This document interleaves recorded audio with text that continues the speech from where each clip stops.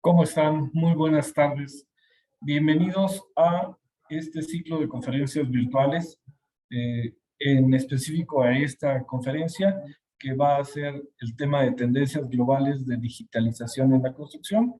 Nos acompaña el ingeniero Ricardo Rodríguez. Es una conferencia que nuestro vicepresidente, el ingeniero Jorge Esqueda Querol, tuvo bien poder contactar para que se diera esta oportunidad. Nos acompaña la licenciada Leticia Amador Nova, que es la gerente de ANIPAC, y un servidor, Juan Carlos Delgado Trejo, que soy el presidente de la asociación en estos 2 años, y estoy muy contento de que nos acompañen en esta plática, que seguramente les va a ser muy interesante. Leti, por favor, gracias. Muchas gracias, presidente. Buena tarde a todos. Un placer recibirlos en continuar con el esfuerzo de introducir en sus mentes el tema BIM, ¿no? Como referencia, pues, la mayoría de ustedes saben que ANIPAC lanzó este año la guía BIM para prefabricadores, la cual está disponible en la página de ANIPAC, de internet de ANIPAC, perdón. Y bueno, también hicimos un desayuno tecnológico para lanzar oficialmente este documento. Estamos en medio de un curso, bueno, en la tercera parte del curso BIM a prefabricadores, y nuestro vicepresidente del Comité de Aplicaciones Tecnológicas e Innovación Sísmica, Jorge Esqueda Querol, que bien lo conocen la mayoría de ustedes. Él es nuestro representante ante MBS. Y bueno, él inquieto por realmente permear estos conceptos de BIM, nos hizo el favor de lograr que Ricardo Rodríguez hoy nos acompañe a dar esta interesante charla, por lo que voy a leer una semblanza, un resumen de su semblanza que le hicimos con mucho cariño. Ricardo Rodríguez, Global Virtual Design and Construction Specialist para MBS. Fascinado por la intersección entre Bytes y Mortero, Ricardo es un líder versátil con más de 15 años de experiencia convirtiendo ideas innovadoras en soluciones tangibles. Decidido a impulsar la transformación digital, el espíritu empresarial, abordar los desafíos dentro de las industrias de la construcción y los bienes raíces. Experto en asegurar asociaciones estratégicas entre las partes interesadas y visualizar el potencial de crecimiento de las oportunidades Web 3, o no sé cómo se pronuncia. Forma parte del equipo de gestión de marca global y desarrollo corporativo. Es responsable del liderazgo de pensamiento de las partes interesadas, o sea, internas y externas, para mostrar la experiencia entre el mercado. Participó del lanzamiento del ecosistema interno, centrándose en la innovación digital, el pensamiento de diseño y el entrenamiento de programas piloto. Participó de la estrategia de posicionamiento de brand engagement y desarrollo de campañas en redes sociales, gestión de canales y análisis. También forma parte del equipo global de gestión de marca y desarrollo corporativo. Es responsable del liderazgo de pensamiento de las partes interesadas, internas y externas, para mostrar su experiencia entre el mercado. Participó del lanzamiento del ecosistema interno, centrándose en la innovación digital, el pensamiento de diseño y el entrenamiento de programas piloto, así como también participó en el posicionamiento de compromiso de marca y desarrollo de campañas en redes sociales. Esto, la verdad, es un extracto pequeñito de toda la experiencia que él tiene, así como lo ven, de chavo, pues ya tiene bastante kilometraje recorrido el buen Ricardo. Así que adelante, todos tuyos. Bueno, muchas gracias por esa introducción. Agradezco su tiempo y atención. Espero que nadie se nos haya dormido a mitad de todo ese resumen de mi trayectoria. Como escucharán en mi voz y en mi acento, pues soy de Puerto Rico, aunque estoy radicado en el área de Washington, D.C., donde resido hace 15 años. Yo de profesión soy arquitecto, trabajé como arquitecto durante más de una década, practicando en el área de Washington, D.C. antes de hacer el cambio a nuestra empresa actual.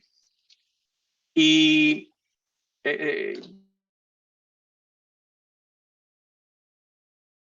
profesión y de los temas que vamos a hablar. Pero a mí cuando Jorge y el equipo me hizo el acercamiento de venir a discutir sobre BIM, en general, a mí lo que más me interesa no es tan solo hablar de BIM, porque ciertamente es algo importante, pero mirar qué es lo próximo que viene para la industria en términos de nuestra industria de construcción, cuáles son esas tendencias que van a impulsar. Básicamente, qué es lo que podemos hacer cuando ya solucionamos la discusión del BIM, que es algo ya se convierte, yo diría que en algo que se hace de por sí solo en las empresas de la industria de construcción y no es necesariamente atado ya a la innovación, sino que es lo que se hace por todo el día, ¿verdad? Como si fuera, hacemos email, no consideramos hacer emails como algo de innovador, ¿verdad? Voy a compartir mi pantalla ahora. A ver, creo que ahí podemos hacerlo. Y por favor me confirman si todo se ve bien. Sí, Sí, ya. Sí. ¿Sí? Y ahí, según Ahora hice no. eso, y la cambié, ¿verdad?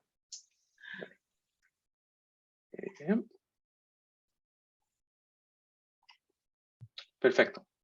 ¿Aún estamos bien? ¿Me escuchan y me... ¿No? Te escuchamos, pero no vemos la presentación. Ok. Vamos a tratar una vez más. Acá. ¿Ahora? Ya se Listo. ve.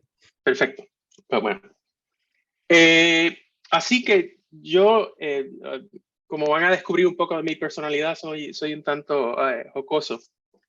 Y a mí me gusta hablar de esta etapa de la industria de la construcción en términos de sobrevivir el fin. Y mucha gente me pregunta el fin de qué se está acabando, qué es lo que se está acabando, qué es lo que viene a una conclusión. Y no es que yo esté siendo pesimista, ¿no? De cierta forma, lo que yo veo es que estamos llegando ya al fin de lo que se conoce como nuestra profesión tradicional.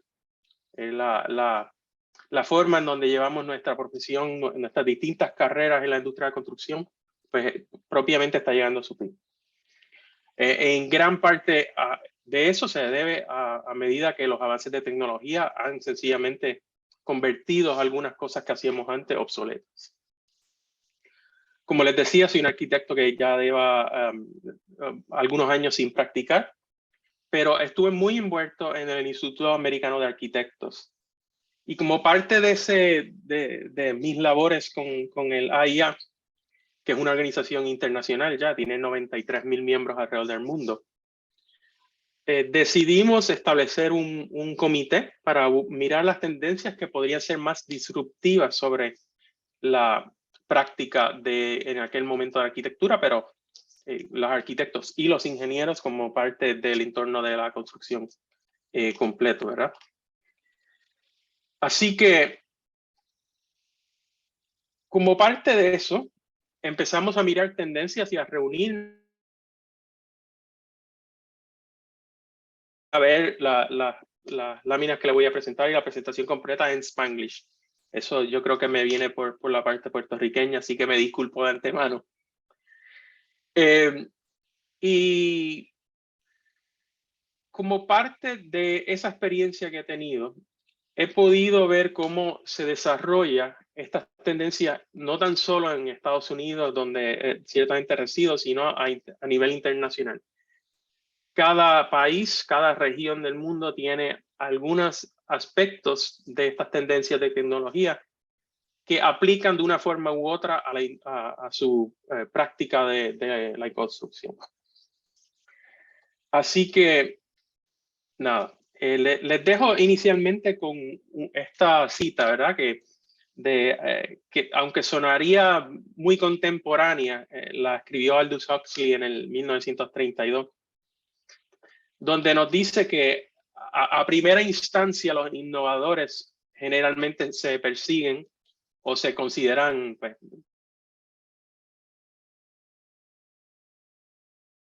algo de loco, ¿verdad? Uno viene con una idea que es totalmente... Me gusta mirar a esto de la otra forma, que es en general lo que estamos considerando que es un poco fuera de lugar y que...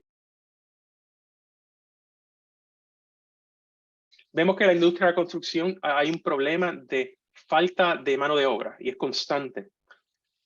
Vemos que hay un problema de productividad que nos acecha ya durante varias décadas, diría yo ya. Y es muy fragmentada y compleja incluso a nivel regional. Así que cuando en la industria decimos a veces que se nos hace difícil cambiar algunas cosas, que no estamos en línea con la tecnología, yo no lo veo como algo, yo diría, idiosincrático. Yo lo veo casi algo como una preocupación bastante grande que está atada a la continuidad de nuestros negocios. Así que para mí el problema prioritario que existe a nivel de la construcción es cómo va a manejar el issue del cambio climático, el manejo del agua y la energía. Para mí esos son los problemas principales de los cuales salen los otros. Obviamente hay unas consideraciones de cómo uno va a correr su negocio, pero todas estas yo creo que radican en cómo vamos y cuán eficiente vamos a ser en el futuro en manejar nuestros negocios, van a radicar en cómo nuestro acercamiento es hacia estos problemas. También entendemos que el trabajo que a nivel ya, y esto es un poco yo lo que le criticaba a los arquitectos, y lo digo de buena forma, ¿verdad? Siendo uno, el trabajo que se hace día a día no es necesariamente lo que necesita nuestra sociedad, ¿verdad? A nivel social es mucho más amplio, incluso a nivel de la industria de construcción, lo que hacen nuestros diseñadores de día a día no es necesariamente lo que nosotros necesitamos de ellos. Y me refiero a que hay una visión más amplia de las cosas, fuera de lo transaccional, que nos podrían brindar y ayudar en nuestras carreras y en nuestras empresas a nivel de construcción. Esto también, de cierta forma, se competra con el problema del negocio ha cambiado radicalmente, ¿verdad? Sobre todo en los últimos años, con los avances de la tecnología, la pandemia sencillamente impulsó esto y lo agudizó en muchos casos. Así que buscar líderes y trabajadores que estén cómodos en la incomodidad de un ambiente que cambie constantemente es muy importante, pero sencillamente la construcción como industria es un mercado muy grande a nivel mundial que impulsa muchos de los cambios que buscamos.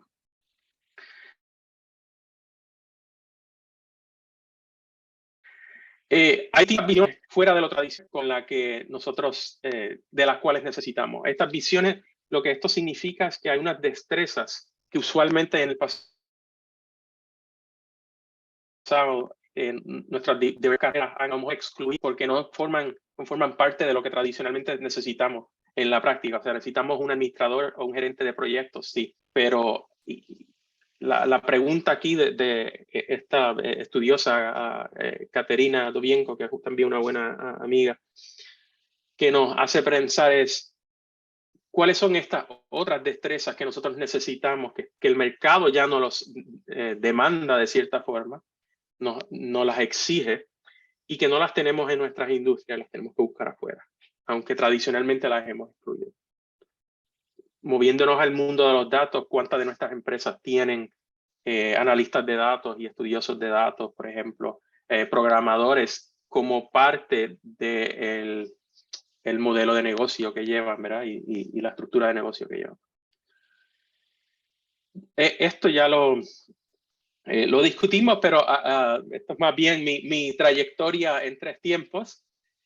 Pero aquí yo creo que lo importante es yo a lo mejor profundizar sobre qué hizo que yo hiciera este cambio, qué impulsó el cambio de ser un arquitecto practicante a meterme en el mundo de la digitalización y la innovación digital y el BIM y todas esas cosas.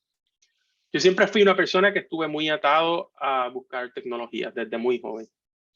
Esto a pesar de que tanto mi abuelo era carpintero y mi papá era banquero por el lado del mundo de bienes raíces, siempre parece que el resultado pues siempre era que iba a estar atado al mundo de la construcción.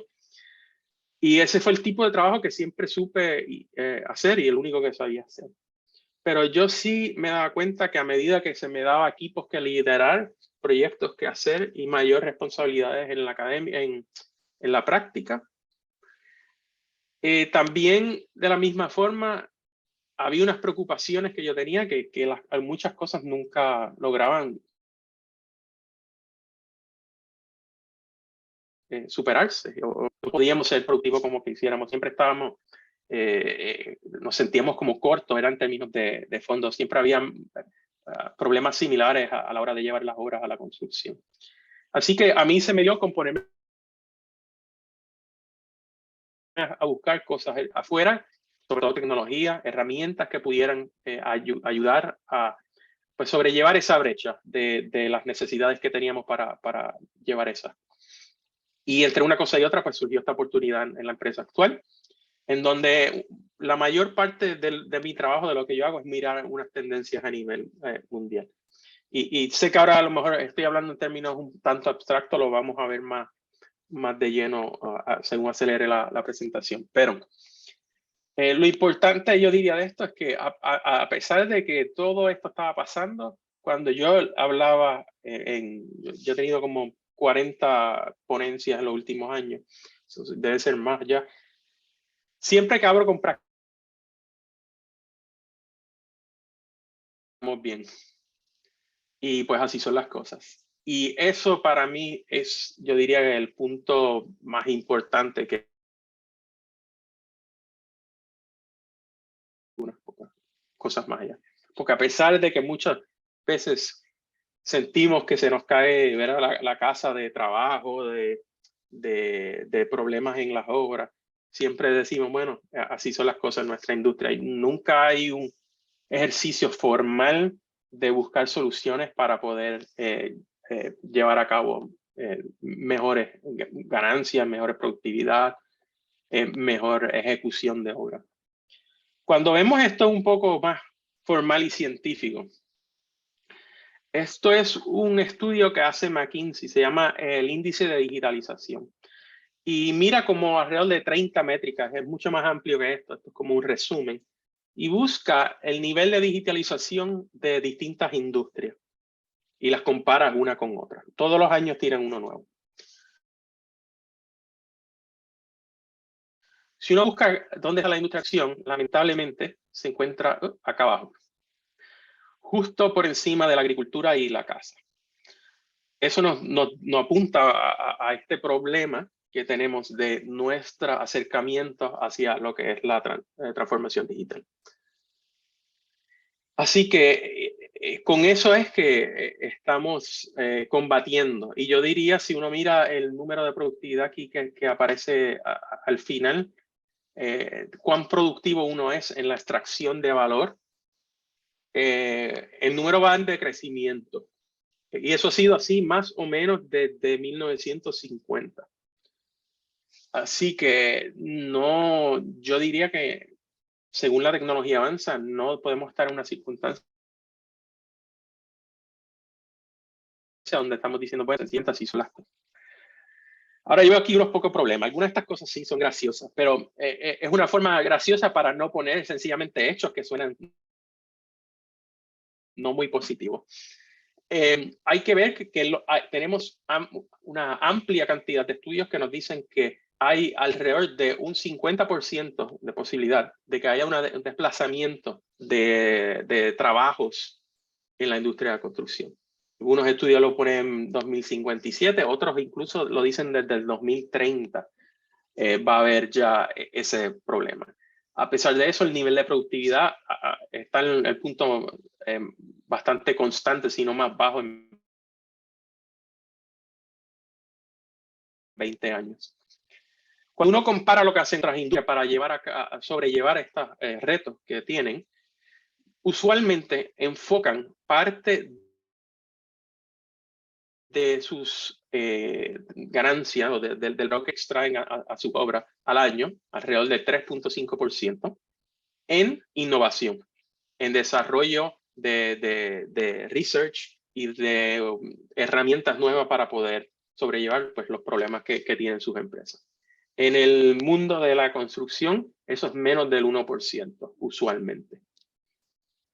Sin embargo, la pandemia ayudó un poco de nivelar esto, porque en los primeros 90 días de la pandemia hubo un crecimiento digital que equivale a los 10 años, a la década previa, en términos de crecimiento. Y esto es lo que nos dice, obviamente, si hace dos o tres años hubiésemos hablado en muchas de nuestras empresas cómo podemos hacer trabajo remoto, cómo se puede hacer arquitectura, ingeniería, incluso construcción remotamente o más digital, gente sencillamente hubiesen dicho que es imposible, no que no se nos haría muy difícil, sino que es sencillamente imposible. Y vemos que al tener la necesidad de cambiar nuestras estructuras en los periodos muy cortos al principio de la pandemia, pues hubo una forma de llevar eso y sencillamente hubo un avance. Esto también quisiera ponerlo en un poco en marco de fuera de nosotros, fuera de nuestra industria, ¿qué se está haciendo en el mundo de la tecnología? Pues al final del primer año de la pandemia, en Estados Unidos, los fondos de inversiones habían invertido habían invertido 100% más que el año previo, o sea, 2.1 billones o 2.100 mil millones de dólares en invertir en empresas nuevas, startups de tecnología de construcción. Esto a mí me dice un problema bastante grave que nosotros tenemos en la introducción, aunque ciertamente tenemos grandes proponentes de nuestra industria, como CEMEX, que han hecho a través de sus aceleradoras y eso, que han podido levantar fondos bastante grandes y exitosos, yo diría. Pero nos dice, nos reseña un problema bastante grande. Y a mí lo que me preocupa de esto es que uno llega a este punto que se llama un riesgo de estar en una situación de tecnofeudalismo. Esto suena un término que yo me inventé, no lo inventé yo, lo inventó un economista griego, en donde él ve que las compañías grandes de tecnología, los Facebook, los Google, los Amazon, que están a un nivel muy alto, tienen todos los recursos, la data, las destrezas y trabajadores para sencillamente acaparar la industria completa si quisieran. Y entonces cualquier persona que está en una posición, sobre todo a nivel de empresa, donde no tenga el manejo de las herramientas de tecnologías que tiene que tener, pues está en una posición feudal donde está muy abajo en el desarrollo del valor. Así que eso es un riesgo y es un riesgo real que cada día se agudiza más, diría yo. Así que el problema con eso es que en ese riesgo, pues uno no quiere que nuestras empresas estándares que tienen un legado amplio en nuestra industria, pues sean superados sencillamente por las empresas de tecnología que no saben muchas veces nada de nuestro mundo, ¿verdad? Y sin embargo sí desarrollan herramientas para nosotros. Y eso, si nosotros no estamos en la mesa de desarrollo, pues estamos teniendo problemas. Como parte de esto, no crean que sencillamente pues, yo me dedico a hablar y no hacer nada o criticar, que podría inventar. Con el AIA, pues, como le dije, nos reunimos y tratamos de hacer un comité para mitigar algunos de estos. A nivel de su plan estratégico, el AIA determinó también que los principales retos que iban a tratar de atacar es el problema del cambio climático y de justicia y equidad. Sin embargo, la parte de tecnología y de desarrollo y de investigación y de innovación sí está en el plan estratégico. Dice que la innovación nos va a ayudar a crear un mundo. Así que teníamos un mandato de hacer esto. En parte porque de la forma que yo lo veo es mitigar los riesgos y los retos que vemos en la parte de arriba de esta lámina. Es imposible de hacer sencillamente sin tener las herramientas para hacerlo, sin tener las herramientas digitales. Así que si no hay desarrollo de tecnología, yo no veo cómo uno puede hacer el número 1 y el número 2. Así que nos enfocamos en eso. Y nuestro comité reseñó que pues tendríamos que hacer un panel que fuese específicamente para buscar oportunidades de innovación y oportunidades de investigación con los fondos y los recursos para eso. Tener una estructura de transformación digital que se pudiese expandir a nivel de la profesión completa y compartir incluso con los ámbitos de la industria, con ingenieros, con contratistas, con instaladores, con aplicadores, y desarrollar unos estándares de adopción digital. Si estamos todos compartiendo data sobre obra, sería a nuestro beneficio que esa data estuviese estandarizada, que tuviese algún tipo de rigor, pues también nos expone a ciertos riesgos. Así que todo sonó muy bien. Y de momento, a la hora de establecer alguna práctica o alguna decisión sobre esto, pues sencillamente decidieron engavetar nuestra propuesta y decir que pues a través de sus sistemas de educación pues se estaba realizando esta misma labor. Pese a que había una gran parte de la membresía que entendía la necesidad. Pero esas cosas pasan y pasan en nuestras industrias y yo lo comparto a modo de hicimos algo y fallamos, y de esa transparencia, ¿verdad? De ese fallo tenemos que aprender algo. Así que yo pensaba que iba a poder desarrollar esto más allá y compartir a lo mejor hoy con ustedes, esto es la forma de que podemos solucionar esto, pero no. Así que el muy sabio boxeador Mike Tyson nos decía, todo el mundo tiene un plan hasta que te dan un puño en la boca. Y de cierta forma así me sentí yo. Pero si nosotros vemos que hay unos cambios, ¿verdad? Si fuésemos como, mirásemos atrás, qué sé yo, 65 millones de años y miráramos el tiempo de los dinosaurios, y ellos tuviesen la capacidad de entender qué es este asteroide que viene y que va a caer en la península de Yucatán y nos va a erradicar a todos. Y saben que eso viene por ahí, ¿por qué no hacer algún cambio, verdad? Y yo lo veo para nosotros de la misma forma. Si conocen al científico Carl Sagan, él explica de una manera muy elocuente que yo jamás podré compartir, pero él tiene una historia en donde él explica que durante la Guerra Fría se estimó que gastaron $300 trillones a nivel militar una invasión rusa, que no ocurrió, ¿verdad? Pero hay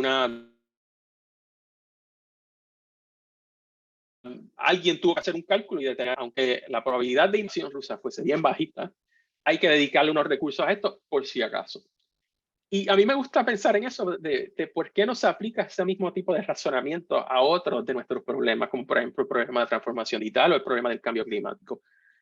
Si tan siquiera vamos a no decir que pues, no estamos ni 50% seguros que estas cosas vayan a pasar, pero si es 1%. Pues dediquémosle algo a eso, ¿verdad? Pero dedicarle nada, yo creo que no es solución. Aquí un poco de cómo nosotros podemos tratar de cambiar este modo de pensar. Esto también lo estoy tomando de un artículo que unos economistas desarrollaron en el 2008 en el Harvard Business Review, en donde ellos planteaban que las empresas cuando hablan de innovación lo ven como una línea recta, ¿verdad? Y esta línea recta es el valor que tenemos, el dinero que podemos sacar de nuestra obra si no hacemos nada, y que eso se va a mantener constante. ¿Qué pasa?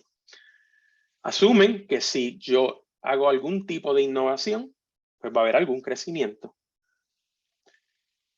Pero igual, de cierta forma, ven, pues si no gasto ese dinero, si no le presto estos recursos, me voy a quedar constante en el status quo de cómo corre mi empresa hoy. Pero aquí una falla lógica en donde este análisis de este crecimiento no está acompañado de un análisis del decrecimiento, que es mucho más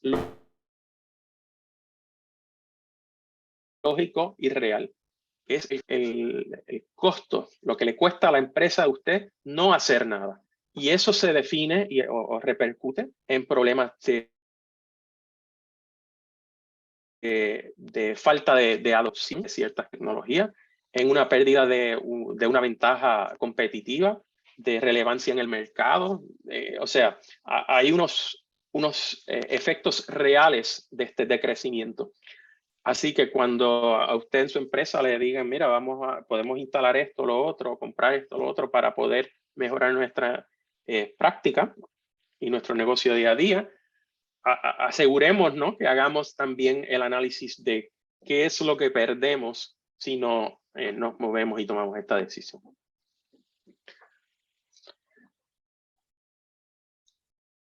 Sí que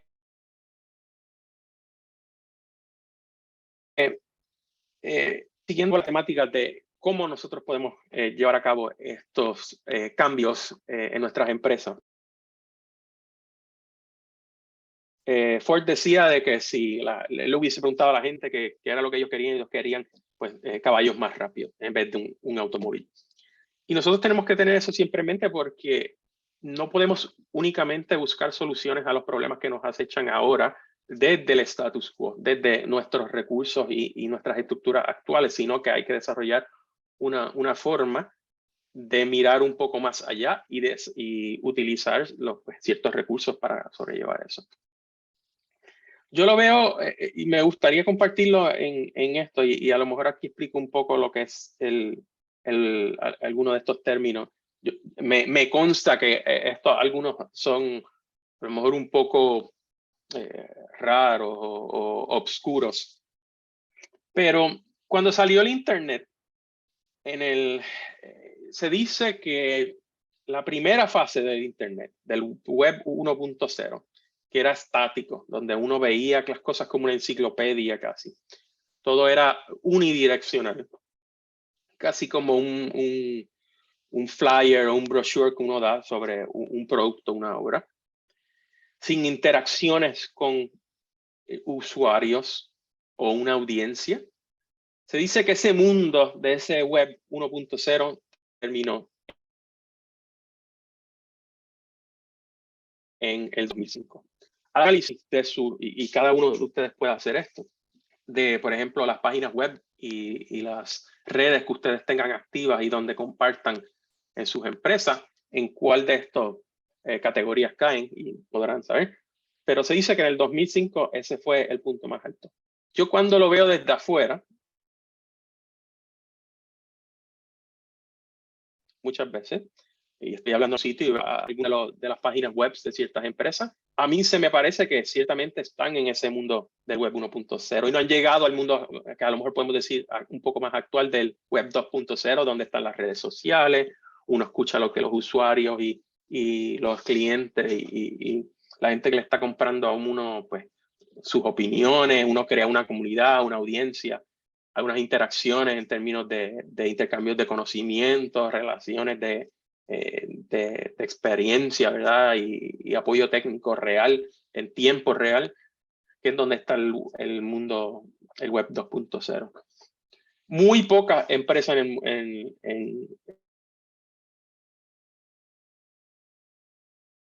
muy pocas empresas en el mundo de la construcción que radican en este ámbito para nada. Y ya estamos hablando de un web 1.0 que hablan del blockchain y los criptomonedas y cosas y la realidad virtual aumentada, la inteligencia artificial. Esas cosas, muchas de ellas ya están en su periodo de que están creciendo, ¿verdad? Ya no son tanto de futuro, son casi ya presentes. Yo les digo presentes futuro porque están ahora mismo casi ahí. Y cómo uno lleva una empresa de un lado al otro, ¿verdad?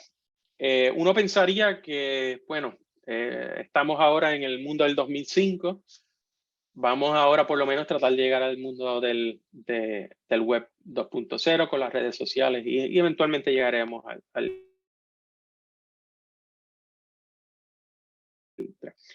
Resulta que a veces la mejor idea es sencillamente brincarla. Uno salta esa etapa. Uno utiliza lo que otras empresas han aprendido durante eso, busca los recursos. No es raro, sobre todo en Latinoamérica. Si uno se remonta atrás un poco en los años 90 en Latinoamérica, donde en países que a lo mejor no hubo acceso a líneas telefónicas tradicionales y telecomunicaciones tradicionales en línea, de momento cuando sencillamente cambiaron a tener móviles, celulares y tuvieron internet y no pasaron por esa etapa de tirar postes de teléfono y cosas de esas, incluso satelitales. Eso se le llama leapfrogging, ¿verdad? Como un poco como una rana, ¿verdad? Brinca sobre otra y salta sencillamente una etapa. Y eso es una estrategia que se puede hacer. No pudimos llegar aquí, pero debemos sencillamente tratar de llegar acá. Para eso se necesita recursos, pero sí se necesita mucho conocimiento. Esto hay que tener una cultura de crecimiento, una cultura de aprendizaje. Lo que a mí me ayuda a entender cómo va a mover el mercado ciertas de estas cosas, yo miro mucho de esto.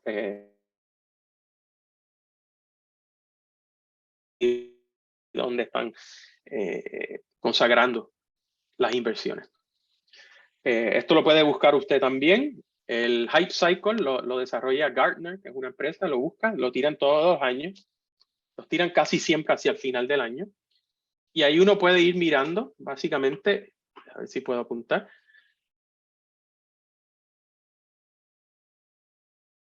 Ciertas algunas de estas tendencias van subiendo y ellos te dicen, ¿verdad? Cuándo es que va a pegar, cuándo es que no va a pegar. Aquí lo importante entender es más o menos cómo se mueve el ciclo. Usualmente cuando sale una tecnología tiene dos puntos de crecimiento. El primer punto, que es donde está todo el mundo encima creyendo las cosas, como el periodo que tuvimos con las criptomonedas y los NFTs que están en esta primera cima, ¿verdad? Y después caen.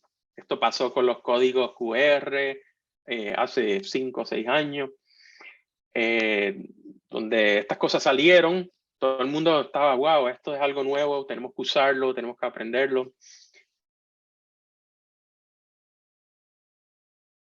Y de momento como que se caen. Y pues no, es como cuando uno agarra una herramienta por primera vez, uno trata de ver qué valor le tiene para usted y no siempre lo consigue de una, sino que hay una caída hasta donde el mercado empieza a buscar o caer en tiempo donde este tipo de tecnología pues tiene un uso real, un uso de caso se le llama eso.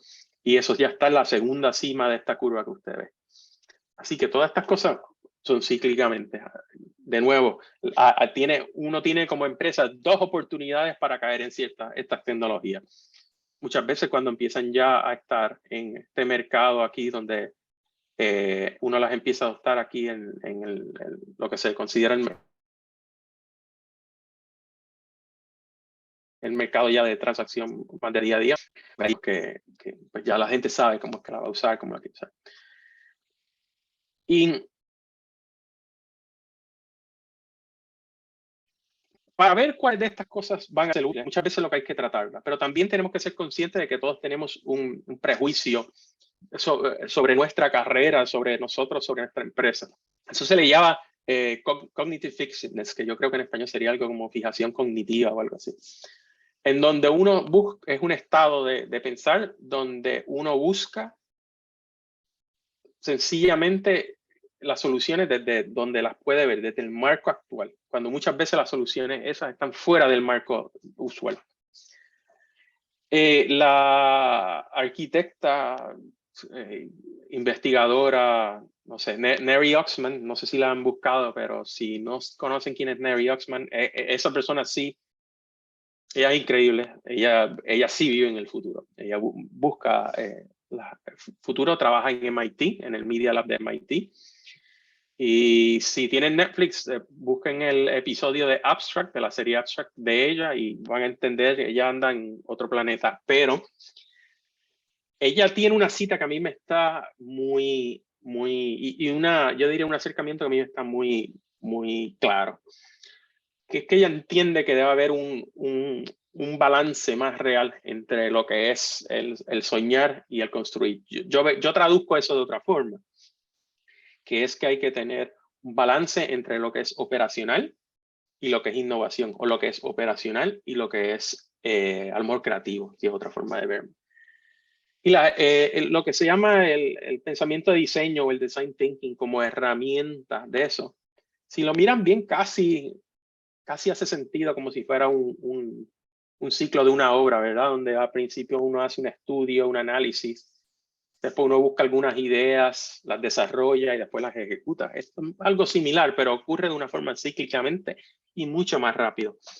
Así que yo veo en el design thinking como una herramienta a nivel de empresa que se puede utilizar con esto. Y cuando yo vuelvo a mirar esto en los términos de nuestra industria, nuestro mundo de la industria de construcción, ciertamente lo que Neri nos decía del mundo operacional versus el mundo de la innovación, pues yo veo que esa balanza está casi 90% más de un lado que del otro. Y tiene que haber espacio para esa exploración. De hecho, yo creo que para nuestra empresa y todas nuestras empresas es una responsabilidad que exista una forma de que ocurra esa exploración. Porque al fin y al cabo establecen nuevos caminos para que haya un futuro para la empresa. Así que cuando, a lo mejor si usted hace, no sé, 5, 10 años me habla de BIM, yo lo veo puramente en el mundo de la innovación, de la transformación digital. Un proceso de innovación. Cuando yo hablo de BIM ahora y cuando yo lo veo ahora de una forma bastante objetiva, yo lo veo del mundo operacional.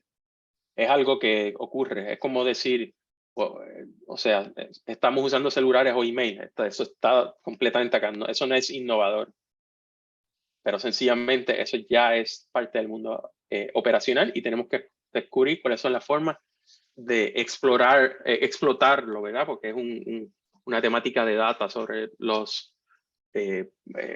data de nuestros proyectos, de nuestras obras y nuestro trabajo. Así que hay que ver cómo se aplica ese BIM a otras cosas.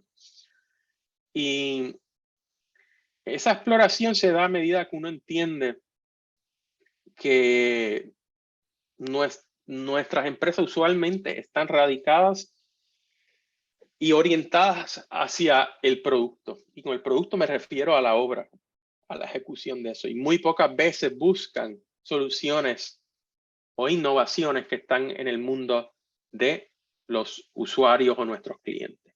A medida que uno entienda eso un poco más amplio, uno puede conseguir otro tipo de servicios que puede estar proveyendo y extrayendo valor de ello.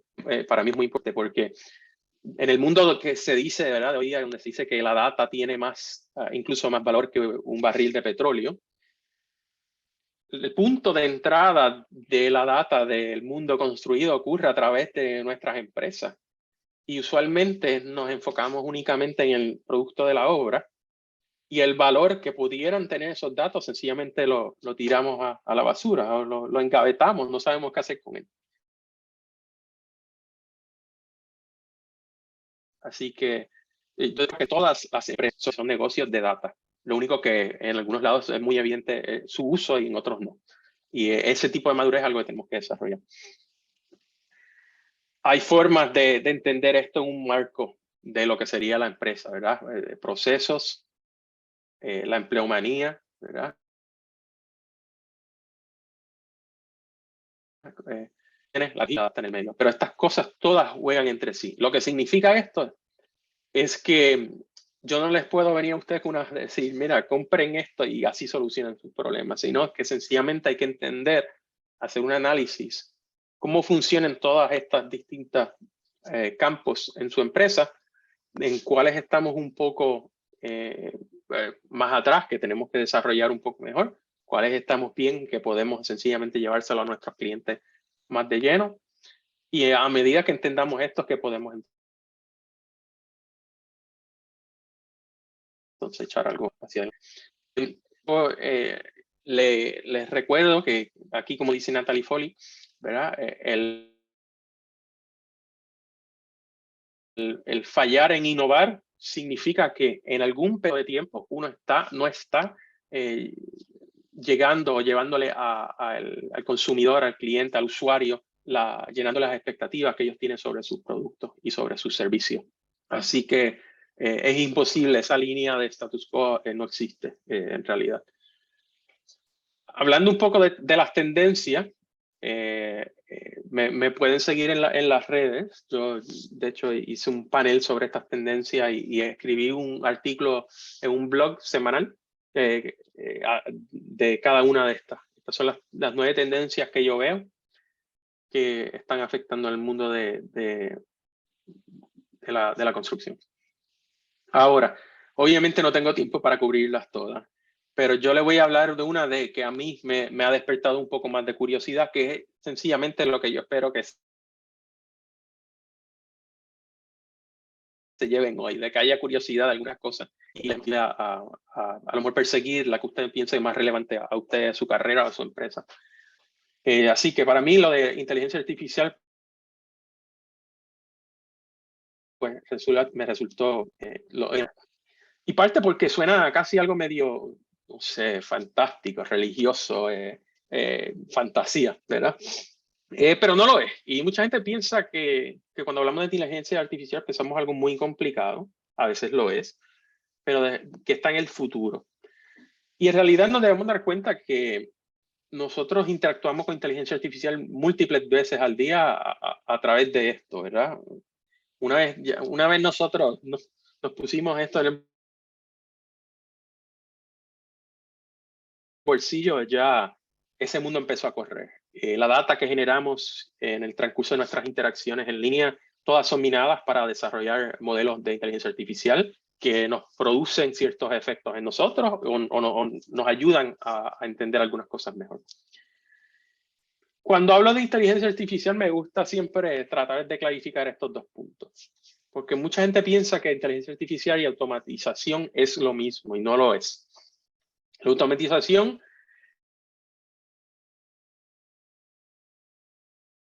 es sencillamente una forma consistente de llevar a cabo una misma tarea múltiples veces. Y el resultado de esa tarea siempre va a ser el mismo. No hay deviación, ¿verdad? Uno piensa esto a lo mejor como una línea de ensamblaje de auto. En la inteligencia artificial se le enseña a través de estadística, de cierta forma, a una computadora a tratar de pensar un poco como un humano. A veces se le dice eso de una forma neural. ¿Qué significa eso? Se le enseña a resolver para una solución, se le dice esta es la solución correcta y también se le dice esto es la incorrecta. Y poco a poco ella va identificando cuáles son posibles pasos que ella lleva para tomar esa decisión. Y cuando tú le enseñas otra pregunta, ella va a poder interpolar una solución en base a la forma que ya contestó la contestación previa, la solución previa. Así que es más sobre buscar pasos nuevos que identificar cosas que ya se han hecho. Así que genera, ahora, no es una inteligencia como tal, ¿verdad? Porque no está en sí misma artificial como tal, porque hay que también introducirle una base de datos bastante grande, ya sean fotos, información, lo que sea, ¿verdad? Hay que alimentarla de alguna forma. Pero quería tener esos puntos claros. Cuando yo hablo de esto, muchas veces este es a lo mejor uno de los referentes, sobre todo personas de mi generación que piensan en la película esta de AI, o de iRobot, perdón, donde salía Will Smith, que tenía esta conversación con el robot, y el robot le decía cierta cosa, aunque el robot no es inteligencia artificial, el robot es hardware, pero a lo mejor tiene una inteligencia artificial, ¿verdad? Que le corre el cerebro. Y él le decía, tú no eres capaz de tener algo creativo, ¿verdad? Tú no puedes hacer una obra de arte. Y la contestación de la inteligencia artificial hacia Will Smith era que, y tú puedes, ¿verdad? Y como que de cierta forma desafiando su concepción de lo que significa arte y lo que significa propósito y idiosincrasia de poder pensar de cierta forma. Yo me gustaría ponerle esto con este ejemplo que encontré en línea. OpenAI es una de estas compañías de Elon Musk, ¿verdad? Que se les mete un montón de dinero para tratar de desarrollar un poco estas visiones. Y es este estudiante donde tuvo acceso al algoritmo de ellos, que es muchas veces gratis, público, y lo ayuda a escribir ensayos para su universidad. Y el chico lo que hace es, le escribe los ensayos a los compañeros y les cobra por eso. Y en general es un algoritmo de inteligencia artificial lo que está escribiendo el ensayo. Esa es la dicotomía donde estamos ahora, y ese es el punto donde estamos ahora. Estas herramientas de algoritmos de inteligencia artificial son públicos, muchas veces cada vez son más fáciles de utilizar, y honestamente muchas veces el resultado uno obtiene de ello casi parece magia. Así que yo creo que en esta sale el robot ganando. Así que industrias del futuro, que el siglo XXI es un tiempo terrible para ser un controlador sobre cualquier cosa, ¿verdad? Sobre todo a nivel de liderazgo. Así que ahora viene un poco mi desafío sobre la industria de los arquitectos. Yo les enseño esto y parece una foto o una renderización de uno de mis proyectos de arquitectura con un estudio de fachada de concreto, ¿verdad? Prefabricado. En la que desarrollé durante mucho tiempo. Pero yo les quiero decir, o les quiero a lo mejor confiar o admitir que estas dos imágenes no las rendería yo, no las modelé yo, no las dibujé yo, las creó una computadora en cuestión de a lo mejor 30 segundos las dos. Ambas. Esto fue algunos meses atrás donde las desarrollé. Si lo hiciese hoy, saldrían más reales todavía. Estamos perdiendo esa noción de poder identificar que está producido por un humano y una AI, ¿verdad? Una inteligencia artificial. Esto va a tener repercusiones en todo tipo de trabajo creativo y no creativo. Cuando yo empiezo con un dibujo así, que traté de que fuese lo más horrible posible, y en cuestión de segundos me tira algo así, sencillamente es lo más cerca de tener magia ahora mismo que yo puedo tener. La gente me dice, bueno, en algunos años a lo mejor esto se convierte de que uno pueda tirar estos trazos y estas palabras y que te salgan modelos en 3 dimensiones. Y yo le diría, no, a unos años no. Hace una semana un tipo se desarrolló esto.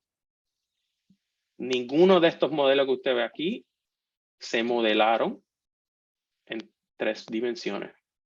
Alguien los generó en base a texto y un algoritmo. Y estos son los resultados que produjo. Para mí es espectacular. Esto tiene aplicaciones más reales o más transaccionales, ¿verdad? El mundo, estas a lo mejor no me corren bien porque son bastante pesadas, pero hay herramientas ya de si lo doy hacia atrás, herramientas de buscar análisis de energético y toda esta cosa. Yo les puedo pasar los enlaces, porque obviamente parece que no están funcionando. Donde uno puede importar un modelo BIM y parece que se me fue. Yo lo traigo de vuelta ahora. Mis disculpas. A ver. Creo que son las imágenes. Bueno, no le gusta las imágenes de YouTube, los videos. Pero nada, a dónde iba. Hay más de una aplicación donde uno puede importar un modelo de BIM y a través de las funcionalidades de la plataforma te hace los estudios y las simulaciones de luz, de sombra, de los valores energéticos, de el carbono, ¿verdad? Incluido en todo. Y lo calcula de por sí. Y hay otras, esa se llamaría, si buscan una que se llama Cove Tool, pueden ver el video en YouTube. Y hay otra que se llama TestFit, que básicamente trata de solucionar una planimetría y una volumetría de una obra automáticamente a través de unos parámetros que uno le va dando, de unos parámetros y requisitos que a lo mejor tiene a nivel jurisdiccional de la propiedad, de los límites de propiedad y las adyacencias que pueda o no pueda tener. Pues él va solucionando múltiples cosas, ¿verdad? Y a lo mejor te tira 1500 soluciones y radica en un profesional capacitado. Esto es un poco una vista más del futuro. Ricardo, se dejó ¿sí? de compartir tu pantalla. Ok. Vamos a compartir. Gracias. Muchas gracias. Gracias por avisarme. Y eso sencillamente no le gustó los videos.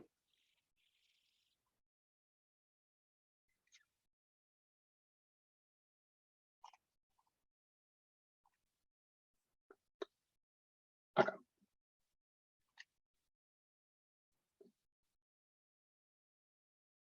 Ya se ve, Ricardo. Ok, perfecto.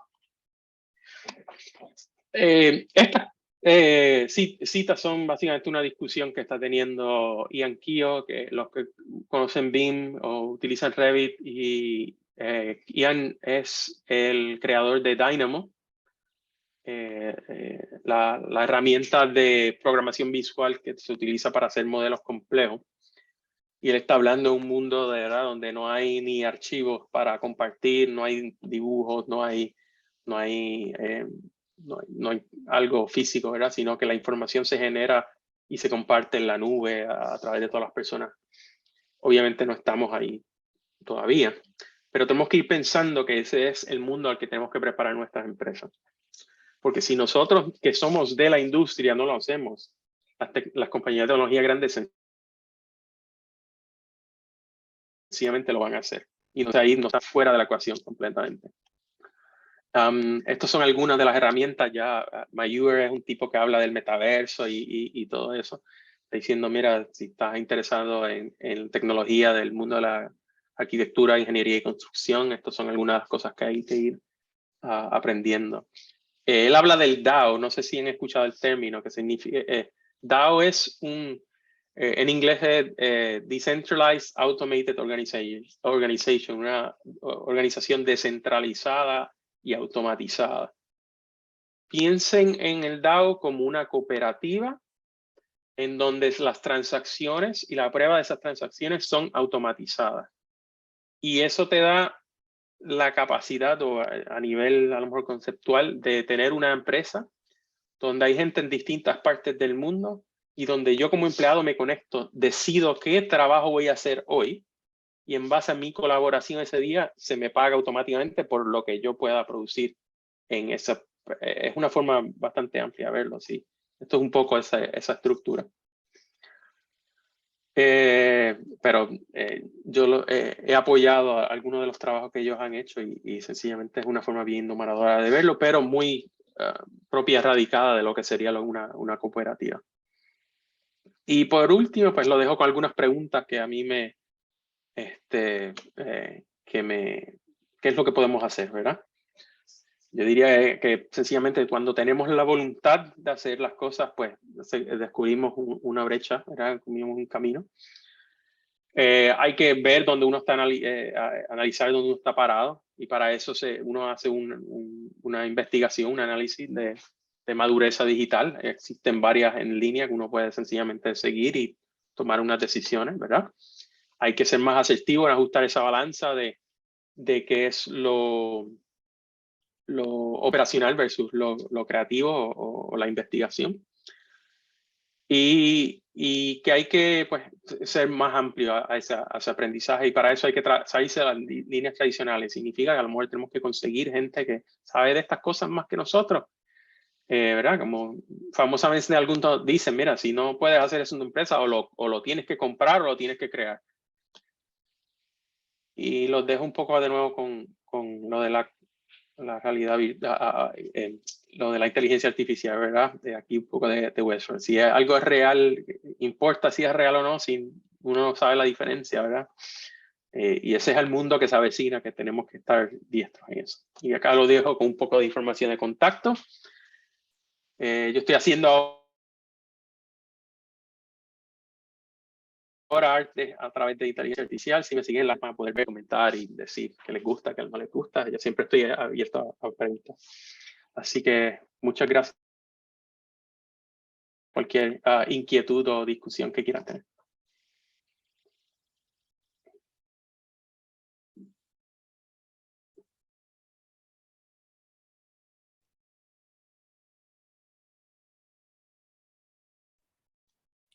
Muchas gracias, Ricardo. Muy, muy interesante. La verdad es que sí, nos hace sentir dinosaurios totalmente. Yo me quedo con algo, Ricardo. Cuando dice la entrada, dijiste algo que me voló la cabeza, o sea, que dije, pues tiene toda la razón. Cuando dijiste, yo no les vengo a hablar de BIM como el email o el celular, porque es algo que ya está, ¿no? No es una innovación. Sí, exactamente. Entonces me quedo, sí, pues luego yo tratando de hablar con los asociados, los prefabricadores, constructores, de qué es BIM y todo, y luego siento que estoy hablando con terraplanistas, ¿no? Sí, Gente que sí, piensa sí. que el mundo Sí, sí. es plano, ¿no?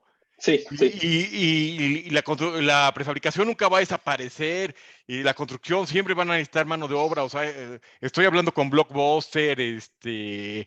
los que fabricaban sombreros.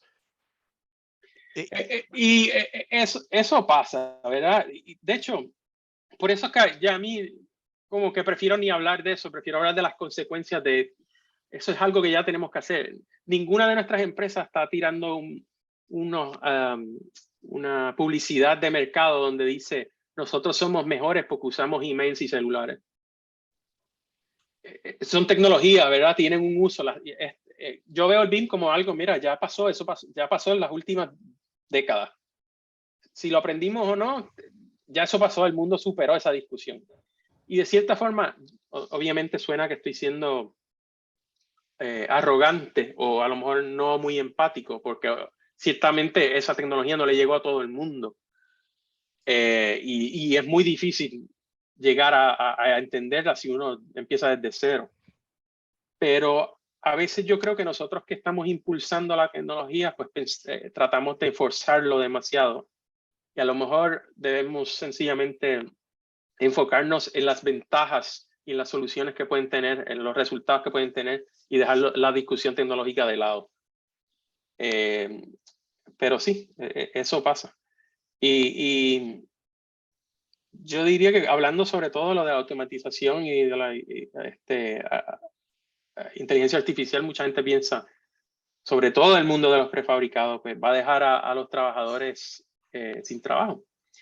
Cuando en realidad muchos de los estudios lo que apuntan es que los últimos en ser desplazados van a ser los trabajadores. Los primeros en ser desplazados van a ser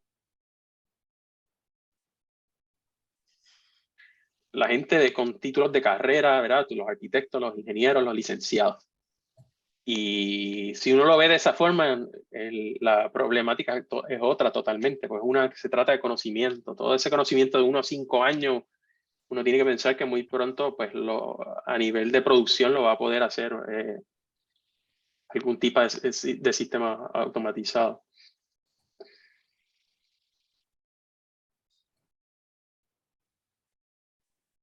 No, pues te agradecemos mucho, Ricardo, esta visión.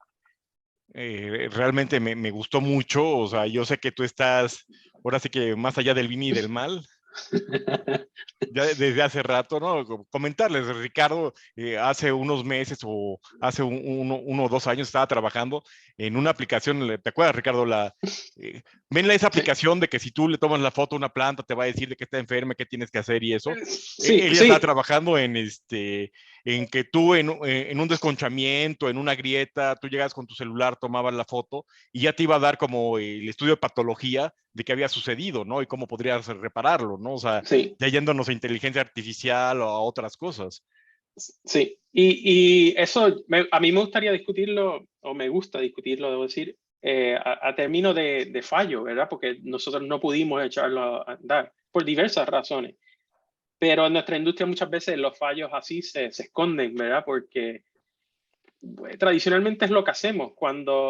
Sin embargo, si uno ve cómo esto en las industrias de la tecnología lo hacen, los fallos son más públicos para que más de uno aprenda de los errores, ¿verdad? De lo que no se hizo, y a veces hay otras innovaciones, pero con la idea, como estaba comentando Jorge, teníamos una idea de tener una plataforma donde al subirle una foto o un scan en 3 dimensiones de una estructura, la plataforma pudiese diagnosticar. Y cuando digo diagnosticar, piense que es la primera línea de diagnóstico, ¿verdad? De cuáles son las patologías, cuáles son los fallos que tiene. Ahora, hay empresas que hacen eso, ya eso existe.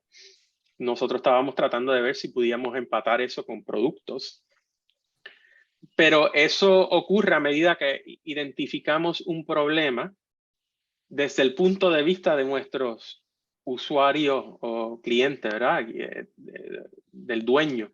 Porque ahí el problema viene desde el punto de vista del dueño. El dueño ve que le pasa algo en una de sus obras y no tiene quien inmediatamente le pueda decir cuál es el problema.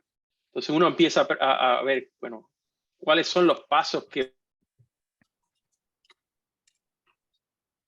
pasa para que un dueño pueda llegar a identificar cuál es el problema, cuál es la patología que él ve en el edificio.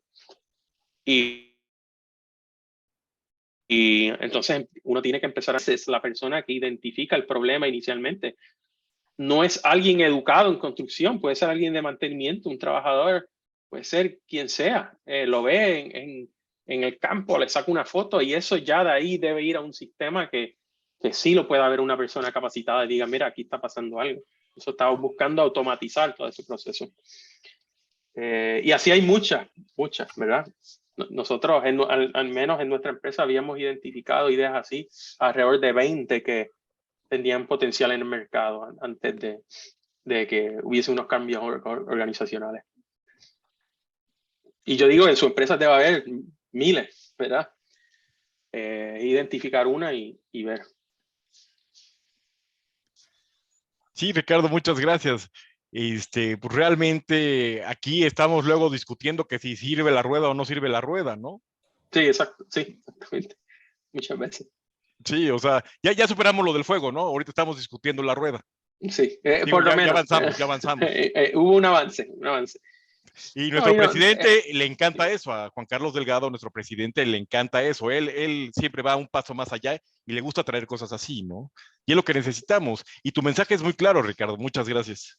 No, les agradezco a ustedes el tiempo y que tengan la visión de poder, pues, tener un espacio para tener esta discusión amplia. Muchísimas gracias. Bien, muchas gracias a ustedes. Leti, ¿gustas decir algo? No, pues nada más agradecer a Ricardo y pues dejarnos con la inquietud de que pues a los socios que hoy nos acompañan. No nada más es el tema BIM, tú ya lo das por hecho, ¿no? Aquí no, o sea, no es el estado del arte.